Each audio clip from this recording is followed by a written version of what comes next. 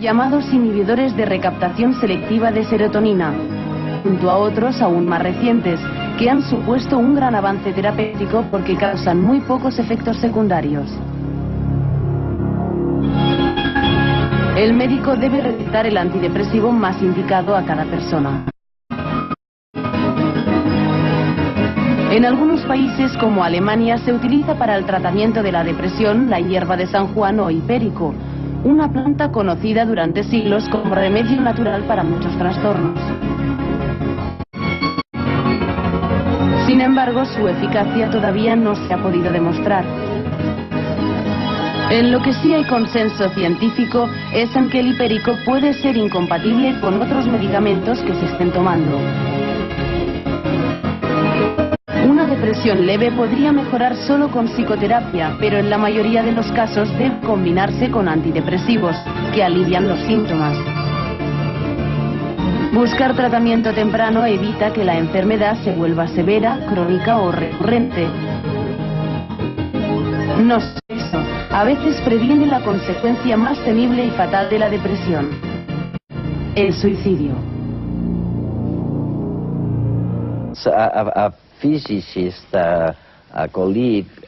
Un colega físico tuyo dice, realmente no tenemos la medida adecuada, el tamaño, en tanto que humanos, para poder observar el mundo real, para poder ver esta vida diminuta de los átomos, de las moléculas y de las células, ¿no?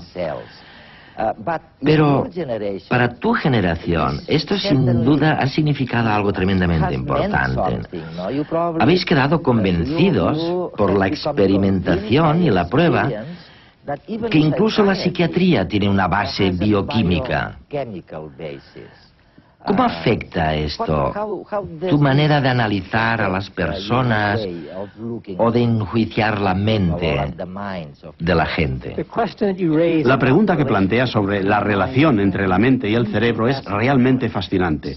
Como psiquiatra, creo que me encuentro en la posición más privilegiada para intentar entender cómo se relacionan la mente y el cuerpo.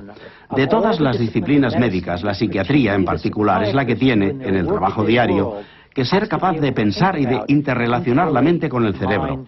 Tomemos, por ejemplo, una típica situación clínica. Tengo en mi consulta a una joven que ha tenido un episodio de depresión y hablamos de cómo se siente consigo misma y sobre un problema conyugal que ha tenido y que está relacionado con su problema de relación con su padre. Hablamos de aspectos profundos de su propio mundo mental, de su identidad y sentido, y sin embargo, durante la misma visita tengo que desconectar y pensar qué es lo que está pasando en su sistema neurológico. ¿Cómo puede eso afectar a su hipocampo o a su amígdala?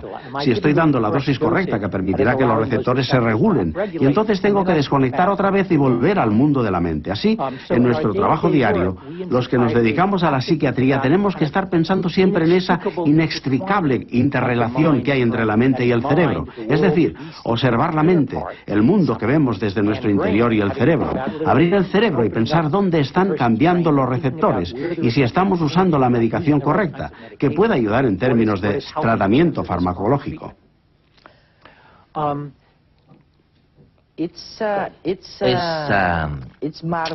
Es maravilloso, ¿no?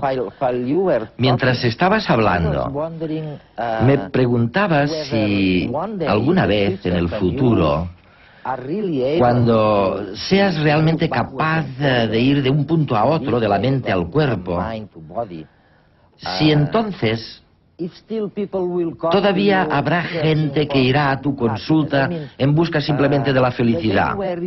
Quiero decir, el día en que seamos capaces de hacer frente a la ansiedad, una ansiedad equilibrada, como decías al principio, ¿qué crees? La gente probablemente acudirá todavía a tu consulta buscando...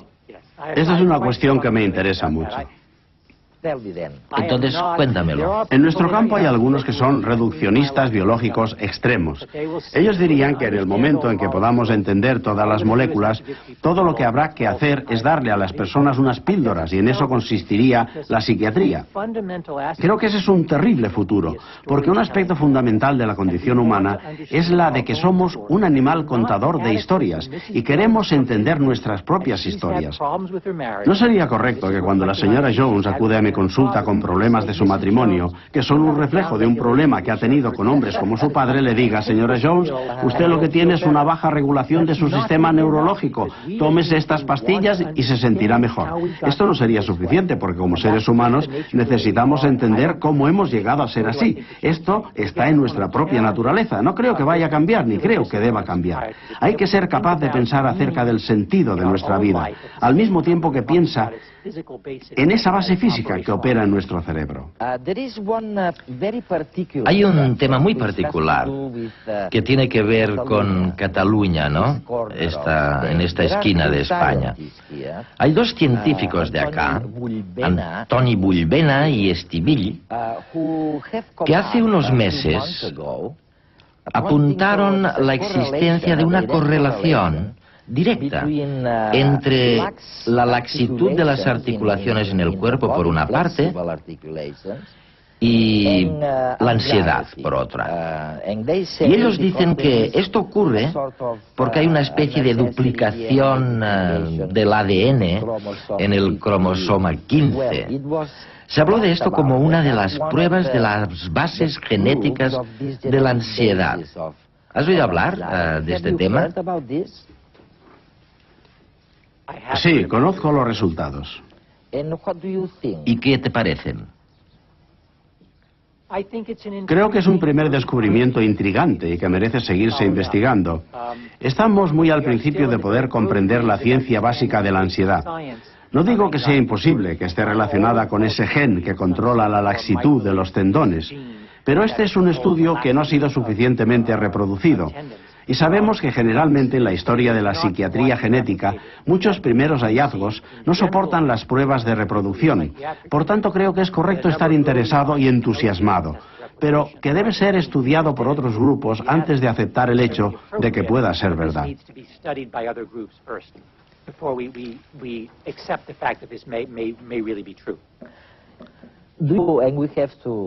Kenneth, tenemos que acabar esta conversación, ¿no? Desde Richmond, en Virginia, donde tú estás, y Barcelona, aquí en Cataluña, España. ¿Estarías de acuerdo con la afirmación de que, bueno, ya hemos prácticamente conseguido controlar todas las enfermedades que vienen del exterior?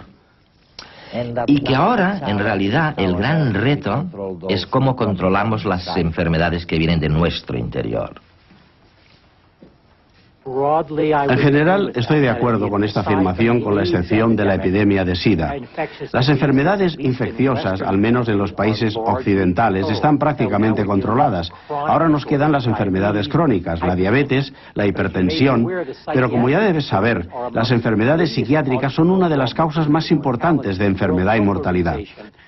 La Organización Mundial de la Salud hizo un estudio de su desarrollo hasta el año 2020, enumerando las enfermedades en función de su impacto total sobre los niveles de salud. Y se prevé que para esa fecha, enfermedades como la depresión superarán a las enfermedades cardiovasculares como causa principal de enfermedad y muerte.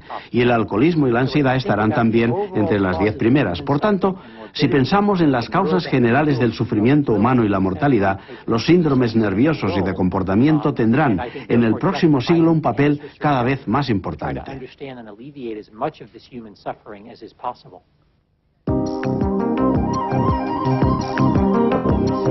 La ansiedad es la enfermedad mental más frecuente en el mundo occidental, pudiendo afectar a hasta un 20% de la población. A partir de ahora, tal vez llegue a ser la primera patología psiquiátrica que podría ser diagnosticada mediante un análisis genético.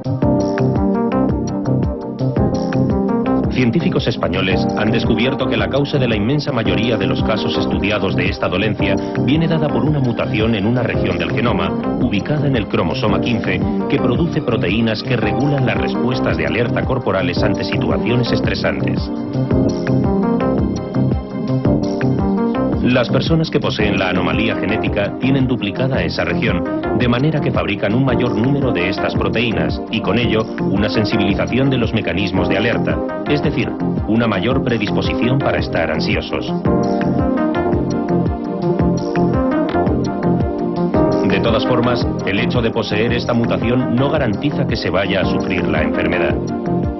Existen factores ambientales que pueden contrarrestar el efecto genético.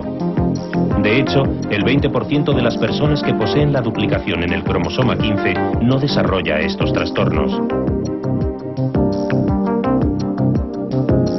Aún así, este descubrimiento prueba por primera vez la existencia de bases biológicas y no solo psicológicas en esta enfermedad mental. Además, aporta nueva información para el estudio genético de una enfermedad asociada a la ansiedad, la depresión. Los trastornos depresivos afectan al 5% de la población en los países industrializados y aunque existen numerosas evidencias de sus posibles causas genéticas, todavía no se ha podido relacionar con ningún gen en concreto.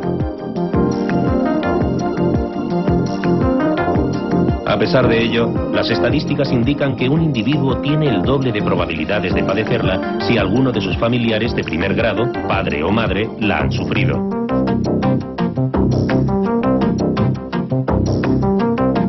El estudio del genoma dará en los próximos años las claves para entender el funcionamiento del cerebro y, por tanto, descifrará los mecanismos reguladores de la conducta humana. Ello propiciará la creación de nuevos fármacos de acción específica sobre el código genético o sobre las proteínas anómalas que las mutaciones genéticas pueden generar.